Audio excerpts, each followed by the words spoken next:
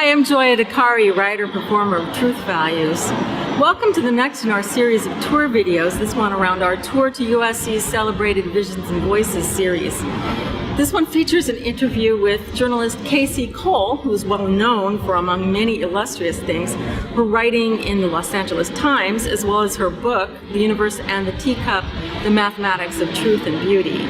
She discusses women in journalism, as well as some very interesting insights about implicit bias.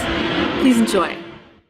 What's happened in journalism is that we fought really hard, in the 70s, I hate to say that, but it was true, in order to make sure that women had bylines on the front page and that we weren't always in the home section or the living section, which is where I always had to write when I was at the New York Times. And then people sort of get complacent. And suddenly you had people saying things like, well, we just can't find enough women who are interested in doing this, which but that was echoed by, Mitt Romney and his portfolio of women. And look, Obama doesn't have women in his cabinet. It's almost like people go a certain length, and then if you don't keep up the pressure constantly, it goes away. But it's just a great play. It's just really a great play. I've seen it now 4 times, and I thoroughly enjoy it every time. The only other thing I could say that about is The Big Bang Theory. It's about anybody who feels uncomfortable or out of place. So that can also be people who are kind of artsy, who would like to learn something about science but are a little afraid of it, or vice versa, because we heard about a lot of that last night. They seem to think, well, how can you be a scientist and you're not passionate or you're not emotional? And I think those dichotomies are so weird, but they're very entrenched. So part of what the play does too, it's about, in general, what it feels like to be in a place where you're made to feel uncomfortable. And that can be with somebody who's your own gender and your own race and everything. It could just be, I feel that way in the faculty meeting.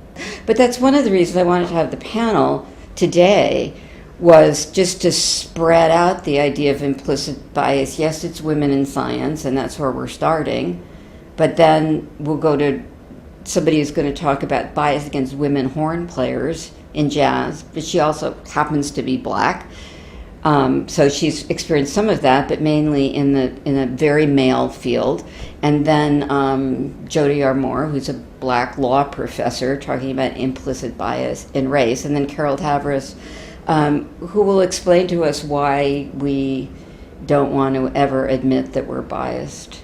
And that's what makes the problem, that's one thing that makes the problem so hard.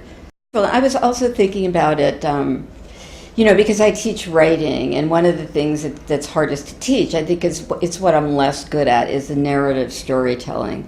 Because mostly I write about science, and my stories are idea stories, not so much people stories. But the play has such a beautiful arc to it. The way you sort of bring people in on one level, and there's one surprise, there's another surprise, and it's surprise, and it goes a slightly different direction, and it really just keeps building to a really nice pitch and it's very satisfying. It's like a piece of music, and I think it's really well constructed. I'd use an example of a piece of just really good narrative writing.